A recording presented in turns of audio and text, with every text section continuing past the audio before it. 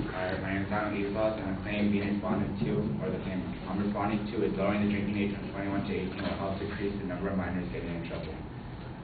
My opponent's secondary claims is lowering the drinking age will no longer make drinking a forbidden fruit. The second one is lowering the drinking age will allow teens to drink alcohol in regulated environments with supervision. And lowering the drinking age will reduce alcohol traffic-related incidents. My response to the secondary claim is that raising the MLDA, which is the minimum legal drinking age, back to 21, has decreased the percentage of fatal traffic accidents for those between 18 and 20 by 13% and has saved approximately 21,887 lives.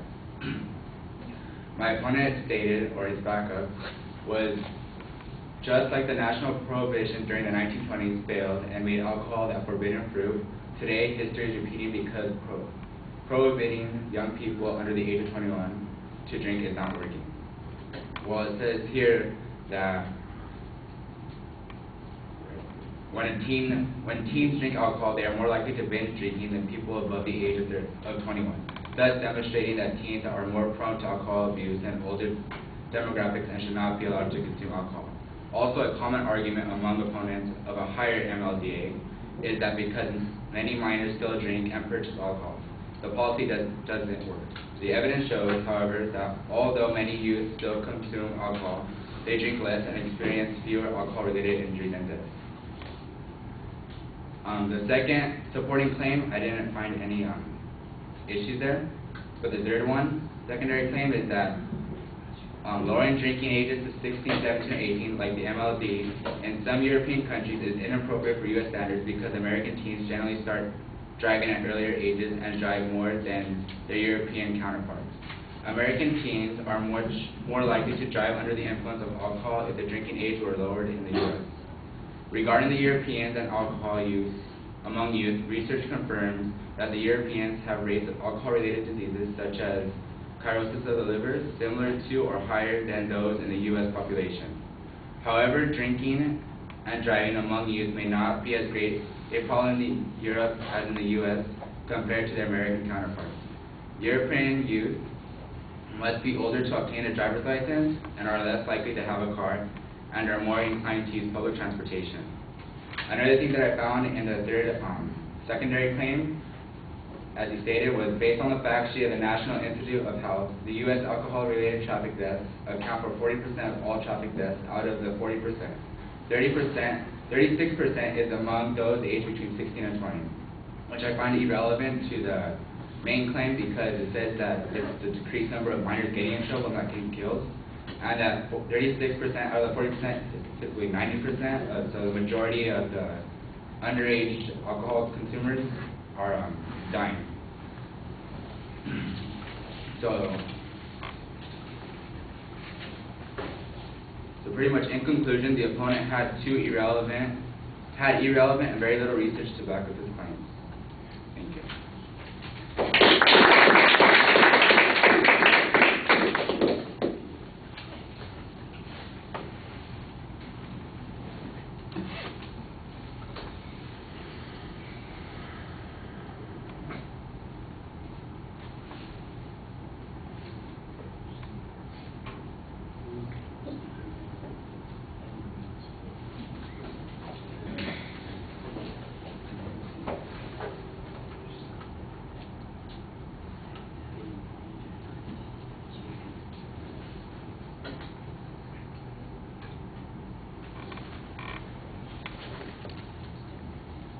All right, well, you've got a pretty clear statement of what the secondary points are, and you're going to be developing counterclaims also. It sounds like you're trying to apply the counterclaims to the claims that the advocate presented, but I don't know that they always apply. You've got a good discussion about the reasons for the MLDA, and you make a counter-argument about the benefits that occur from it.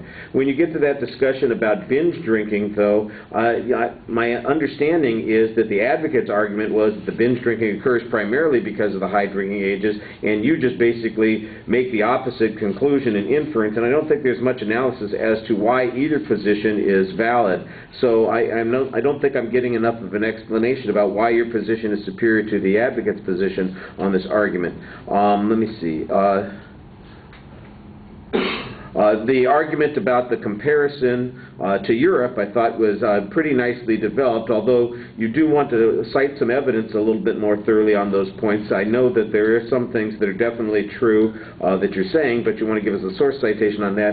And the issue about public transportation, not driving a car, driver's licenses later, that's something that you need to provide some data on so that we could see why it is in fact not really appropriate to compare the circumstances. And I don't remember the advocate's argument that they did make that comparison, so you need to kind of cite that a little bit more clearly in your speech. I think I heard a speech the other day.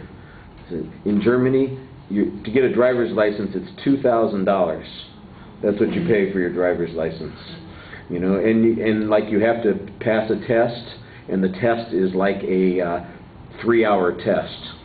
So when you get a driver's license in Germany, you know, there's a lot more preparation that's going on. And that's the kind of stuff that you need to have there. The other stuff is very general, and I think it applies, but, you know, you want a clear citation on it. All right, thank you.